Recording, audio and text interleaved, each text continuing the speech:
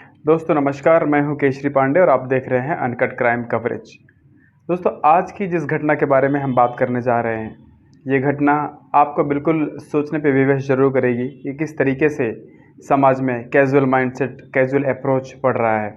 क्योंकि कहीं न कहीं मेरा जो मकसद होता है कि आप तक ऐसी घटनाएँ पहुँचाऊँ, ऐसी चीज़ों, ऐसी अवेयरनेस पहुँचाऊँ कि आप ऐसी घटनाओं को सुन के एटलीस्ट अवेयर रहें, अपने समाज में अपनी ज़िम्मेदारी को समझें।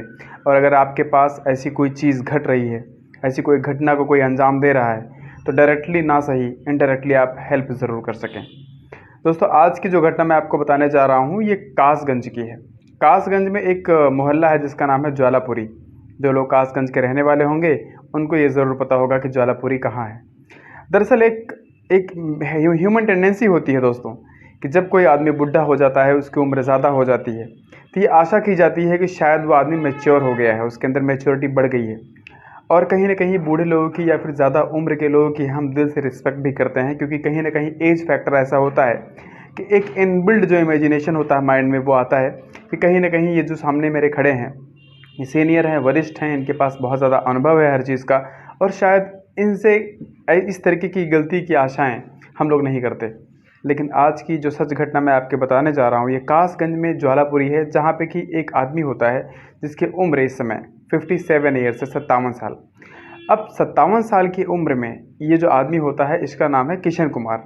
अब किशन कुमार की फैमिली होती है जिसमें किशन कुमार की वाइफ होती है, और किशन कुमार की वाइफ जो होती है इनसे कम से कम 8-9 साल छोटी होती है। किशन कुमार 57 साल की उम्र में भी बिल्कुल अच्छा फिट दिखने वाला आदमी है। यानी अगर आप देखेंगे तो आप जज नहीं कर सकते कि आदमी जो है वो 57 साल का हो सकता है। किशन कुमार के जो बच्चे होते हैं उनमें से सबसे जो बड़ा बेटा होता है और एक छोटी बेटी होती है। बड़ा बेटा जो होता है, किशन कुमार उसकी शादी के लिए बहुत टाइम से कोशिश कर रहा था, लेकिन किशन कुमार पहले से ही घर पे एक बोलेरो, एक ट्रैक्टर और खेती बाड़ी का काम किया करता था, जिसमें और भी उसके टेंट हाउस वगैरह थे और अच्छी खासी इनकम जनरेट करता था गांव में रह के भी।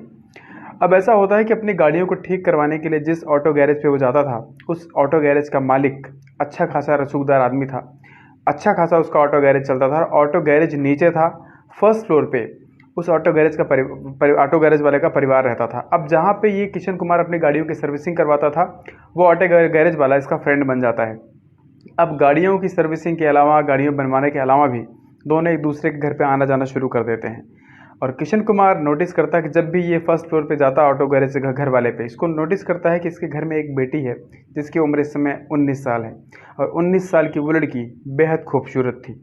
उसको जब भी किशन कुमार देखता, इस बुढ़ापे में भी 57 साल की उम्र में भी उसको लगता कि काश ये लड़की मेरी अपनी होती, यानी मैं इसके साथ कुछ एंजॉय कर सकता। हालांकि किशन कुमार की ये जो घटिया मेंटेलिटी थी, उसका दोस्त नोटिस नहीं कर पाता है। दोस्त को लगता है कि शायद मेरा दोस्त है, मेरे घर मुझसे मिलने जुलने आता है, हमारी प्रगाढ़ता है, हमारा प्रेम है। लेकिन किशन कुमार की मेंटेलिटी तो कुछ और थी, उसका इरादा तो कुछ और था। किशन कुमार अब एक प्लान बनाता है कि क्यों ना मैं इस लड़की से बात करना शुरू करूं, इसके पास पैसे का प्रलोभन दूं, इसको वो सारी सर्विसेज मुहैया करवाऊं जो इसके घर वाले इसको प्रोवाइड नहीं कर पा रहे हैं। अब इस जो ऑटो गैरेज वाले की फैमिली होती है थोड़ा स्ट्रिक्ट होती है, बच्चों को बाहर जाने से मना करती है, पढ़ाई पर ज़्यादा फोकस करती है। जब किशन कुमार इस फैमिली में इन्वॉल्व होता है तो उस बेटी को जानबूझकर थोड़ा फ्री टाइम प्रोवाइड करवाना शुरू करता है। अपने दोस्त से बोलता है कि बच्चों को इस तरीके से बंदिश में रखना कोई अच्छी बात नहीं है। धीरे धीरे ही सही, लेकिन वो ऑटो जो गैरेज वाला आदमी होता है, उसको लगता है कि अगर समाज के लोग मेरा खुद का अच्छा दोस्त ऐसा बोल रहा है तो क्यों ना मैं थोड़ा थोड़ा लिवरेज देना शुरू करूं। और जब ये लड़की अपने घर से बाहर जाना शुरू करती है, कॉलेज जाना शुरू करती है, तो किशन कुमार इसके पीछे पीछे फॉलो करना शुरू करता है। और एक दिन आता है कि किशन कुमार उस लड़की को अपने झूठे प्रेम जाल में फांस लेता है। अब आप नोटिस करिए कि 19 साल की लड़की और 57 साल का किशन कुमार, यानी इतना बड़ा ह्यूज जो गैप था एज में, ये बहुत बड़ा फैक्टर था। यानी उस लड़की से बड़ी उम्र का, उस बड़ी उम्र की उसकी बेटी भी थी, उस लड़की से बड़ी उम्र का उसका बेटा भी था। अब किशन कुमार इस लड़की से लगातार मिलना शुरू करता है, उसके पास उसको अलग से लेके जाता है, आसपास के कस्बे में जो होटल्स होते हैं उनमें लेके जाता है। और ये 57 साल का आदमी वो 19 साल की लड़की के साथ कंटिन्यूसली शारीरिक संबंध बनाना शुरू कर देता है। इनका रिश्ता चल निकलता है। और ये घटना लगातार अंजाम दी जा रही थी। किशन कुमार बिल्कुल इंटेंशनली रूप से इसमें इन्वॉल्व था। अब वो उसके दिमाग में एक खतरनाक प्लान आता है कि क्यों ना इस लड़की की शादी मैं अपने बेटे से करा दूं। और जब ये खतरनाक प्लान किशन कुमार के दिमाग में आता है तो किशन कुमार बिल्कुल उछल पड़ता है। उसको लगता है कि ये तो बहुत अच्छा प्लान है, क्योंकि किशन कुमार का बेटा भी 20 साल का था और ये लड़की जिससे इसका संबंध चल रहा था ये भी 19 साल की थी। और 20 साल के लड़के की 19 साल की लड़की से शादी कराना बहुत अच्छी जोड़ी मानी जाती है, क्योंकि सेम एज के होते हैं, सेम मानसिकता होती है, सेम कल्चर होता है, और इससे बेस्ट जो है कुछ नहीं हो सकता। किशन कुमार ने धीरे धीरे लड़की के घर वालों से बात करना शुरू किया। दोस्ती थी ही, किशन कुमार की बात कोई काट नहीं पाता है। और जो ऑटो गैरेज वाला मालिक होता है किशन कुमार का दोस्त, वो हर्ष से खुशी से फूला नहीं समाता। उसको लगता है कि शायद उसकी विश आज पूरे होने वाली है, लेकिन उसको नहीं पता था कि जो दरिंदा ये सब प्लान कर रहा है उसकी मंशा कुछ और ही है। दोस्तों अब क्या होता है, शादी की डेट पक्की हो जाती है, रिश्तेदारों को बुला लिया जाता है, सारे रिश्तेदार घर पे आते हैं, सगाई होती है। उसके बाद एक दिन वो भी आता है जब शादी हो जाती है। और शादी होने के बाद ये जो सिलसिला होता है किशन कुमार का, ये बहुत आसान हो जाता है, क्योंकि जिस लड़की को वो पाने के लिए उसको पीछे पीछे जाता था, होटल्स में जाता था, झाड़ियाँ खोजता था, अब वो लड़की उसके घर में ही अवेलेबल है। और किशन कुमार ने इतनी शातिर दिमाग लगाया, इतनी चालाकी के साथ अपने बेटे को, जो कि उस समय उसका बेटा पढ़ाई कर रहा था, उसको एक अच्छे कॉलेज में अपने शहर से 90 किलोमीटर दूर भेज देता है, सो दैट उसका बच्चा जो 20 साल का बेटा है अच्छी पढ़ाई कर सके।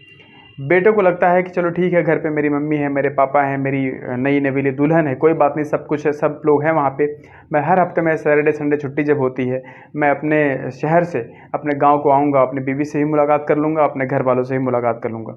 लेकिन उसको नहीं पता था कि ये जो साजिश उसके पापा ने की है वो उसके लिए कितनी खतरनाक होने वाली है। अब ये सिलसिला चलता रहता है, शादी कंप्लीट हो जाती है, सब कुछ होना शुरू हो जाता है। लेकिन एक चीज़ जो सब लोग नोटिस करते हैं वो ये करते हैं कि किशन कुमार का अपनी बहू के कमरे में आना जाना कुछ ज़्यादा ही हो जाता है।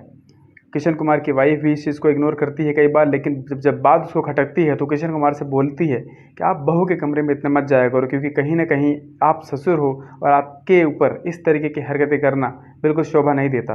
किशन कुमार इस चीज़ को कंप्लीट तरीके से इग्नोर करता है और वो चाहता है कि वो अपनी बहू के कमरे में ही रहे। लेकिन अब धीरे धीरे टाइम गुजरता जाता है। जब ये 2 साल हो जाते हैं तो किशन कुमार की बहू को एक बच्चा पैदा होता है। अब बच्चा पैदा होने के बाद सब कुछ, परिवार का जो माहौल था बिल्कुल अलग सा हो जाता है। अब 2 साल का बच्चा हो जाता है तो कहीं ना कहीं बच्चे के देख रेख में किशन कुमार की जो बहू होती है उसको ज़्यादा टाइम लगता है, और वो बार बार विरोध करती है कि आप मेरे ससुर हो, मेरे कमरे में इतना ज़्यादा मत आया करो, मेरे पास टाइम नहीं होता, मेरे पास घर के काम करने के लिए बहुत सारा टाइम नहीं होता, मेरा बच्चा रोता रहता है, मुझे उसे मैनेज करना होता है, मैं आपको टाइम नहीं दे पाऊँगी।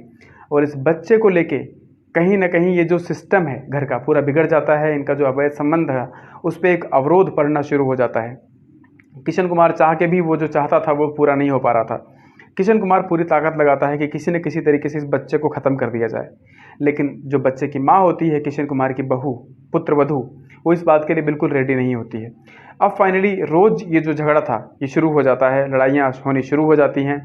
एनी हाउ किशन कुमार जो होता है अपनी बहू को मनाने के लिए उसको सोने का हार बनवा के लाता है, उसको गिफ्ट करता है ताकि वो खुश हो जाए, और इसका फ़र्क जो है वो साफ दिखाई पड़ता है। किशन कुमार की पुत्रवधू जो थी वो इस हार को देख के खुश हो जाती है, और दोबारा से उनका जो रिश्ता था वो फिर से चल निकल पड़ता है। अब इस बच्चे की तबीयत जब ख़राब होती है तो किशन कुमार के दिमाग में एक प्लान आता है। वो प्लान के तहत एक अपने गांव से लगभग 3-4 किलोमीटर दूर हॉस्पिटल में बच्चे को लगातार लेके जाता है टीका लगवाने के लिए, उसकी सेहत की देखभाल करने के लिए। और एक दिन आते समय किशन कुमार अपनी बोलेरो गाड़ी से जब नहर को क्रॉस कर रहा था, नहर को क्रॉस करते समय ही उसने बोलेरो गाड़ी को नहर पे किनारे लगाता है और उस 15 महीने के बच्चे को वो जो किशन पाल होता है वो नहर में फेंक देता है। आप नोटिस करिए किस तरीके की हिंसक मानसिकता रही होगी उस आदमी की, जिसने 15 महीने के मासूम बच्चे को एक लबलबाती भरी हुई नहर में उठा के फेंक दिया और बच्चा वहीं पे बह जाता है। और किशन कुमार की बहू जो होती है जब आती है देखती है उसका बच्चा वहाँ पे है ही नहीं, क्योंकि वो आसपास के जब क्लिनिक में जाती है वहाँ से लौट के आती है तो पूछती पापा मेरा बच्चा कहाँ है। किशन कुमार कहता है कि बच्चा यही तो था, मुझे पता नहीं कहाँ चला गया। अब वो लड़की जो बहू थी वो इतना ज़्यादा रोती है कि बहुत ज़्यादा परेशान हो जाती है। किशन कुमार का शातिर दिमाग अब भी काम करना बंद नहीं करता। उसने तुरंत अपने बेटे को फ़ोन किया और बेटे को बुलवा लेता है। बेटे को बुलवा के खुद जाके पुलिस में रिपोर्ट नहीं करता, बल्कि अपने बेटे से रिपोर्ट करवाता है कि जाके बोलो कि मेरे बेटे का अपहरण किसी ने कर लिया हॉस्पिटल के सामने से। बेटा तुरंत जाता है, पुलिस में रिपोर्ट करता है और पुलिस में रिपोर्ट करके बताता है कि मेरा 15 महीने का बच्चा था, उसको किसी ने अगवा कर लिया है, लेकिन हमारे पास कोई फ़ोन नहीं आया, कोई कॉल नहीं आया, प्लीज़ उसको हेल्प कीजिए। पुलिस ने उस बच्चे की फ़ोटो मंगवाई, हर तरीके से सीसीटीवी कैमरे खंगाले और जब ये घटना की जानकारी सामने निकल के आई तो सब लोग शॉक्ड हो गए। दरअसल जब बोलेरो गाड़ी लेके नहर पे खड़ा था किशन कुमार, वहाँ पे कुछ बच्चे नहा के निकल रहे थे। किशन कुमार को सबने नोटिस किया कि पहले तो उसके गोद में एक बच्चा था, लेकिन जब किशन कुमार वहाँ से जाना शुरू कर दिया बोलेरो गाड़ी लेके, तो सबने नोटिस किया कि वो जो बच्चा था वो किशन पाल के पास तो था ही नहीं, किशन कुमार के पास तो था ही नहीं। बच्चे होते हैं 12-14 साल के जो वहाँ पे खेल रहे थे, नहा रहे थे, लेकिन दिमाग तो इतना काम करता है।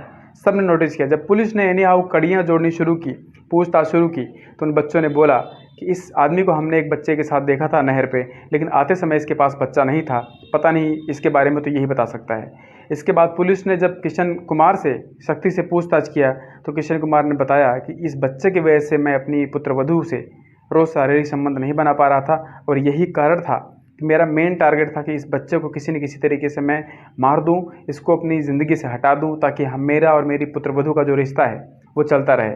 जब ये बात पुलिस को पता चलती है तो पुलिस ने on the spot Kishan Kumar को गिरफ्तार कर लिया और बच्चे जो उसका बेटा होता है उसने अपने माँ बाप से ज़िंदगी भर के लिए रिश्ता तोड़ दिया। अभी इस समय किशन कुमार जेल में है। उसकी बीवी जो थी वो भी उसके पुलिस ने अरेस्ट किया है, इन्वेस्टिगेट कर रही है कि क्या उसकी भी कोई मिली भगत है या नहीं। और जो बेटा होता है, मासूम बेटा, वो बहुत ज़्यादा रो रहा है, चिल्ला रहा है, उसको अपनी 15 महीने की बेटी की बहुत याद आ रही है। दोस्तों, इस तरीके की मानसिकता लोग कैरी कर सकते हैं। आपके घर में भी ऐसे लोग हो सकते हैं, आपके पड़ोस में, आपके समाज में, आपके रिश्तेदारी में भी ऐसे लोग हो सकते हैं। कृपया अलर्ट रहें, एक्टिवेटेड रहें, सतर्क रहें, किसी के कहने पे ना आए, क्योंकि आपकी ज़िंदगी, आपका अपनापन आपकी एक्टिव माइंडसेट पे और आपके बिहेवियर पे भी डिपेंड करता है। तब तक के लिए इस वीडियो को सब्सक्राइब करके सपोर्ट ज़रूर कीजिएगा। कल फिर से मिलता हूँ एक नई इन्फॉर्मेटिव वीडियो के साथ। तब तक के लिए जय हिंद।